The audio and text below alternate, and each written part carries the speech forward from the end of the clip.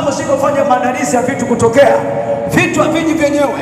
Kama usipofanya maandalizi ya vitu kuja.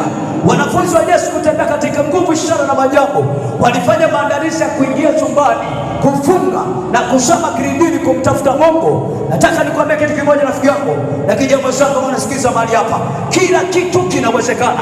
Prebo ambao unapitia, shida ambao unapitia, ukikasa buti, ukakasa mkanda, ukaingia katika chumba chako cha sirini, maandiko yanasema Baba aliyeumba mbingu na nchi huwa anasikia. Haleluya! Huwa anasikia kwa mtoto wake ambaye anajinyenyekeza na kufunga milango na kumsikiliza Roho Mtakatifu katika maombi na kujua kitu gani ambacho anatakiwa afanye, jambo gani ambalo anatakiwa atende.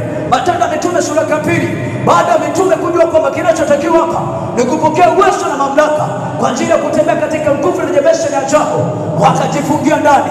Kuna nyakati ambazo unatakiwa ujitenge na ndugu, ujitenge na rafiki, ujitenge na wazazi, ujitenge na yule mtu ambaye ni rafiki wako wa karibu.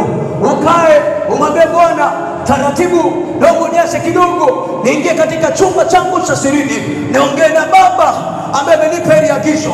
Sometimes unaweza kuchelewa katika huduma kwa sababu hauna muda wa kuingia sirini, hauna muda wa kuketi katika nyumba ya Baba, hauna muda wa kutulia, hauna muda wa kuketi, hauna muda kumtafakari Bwana.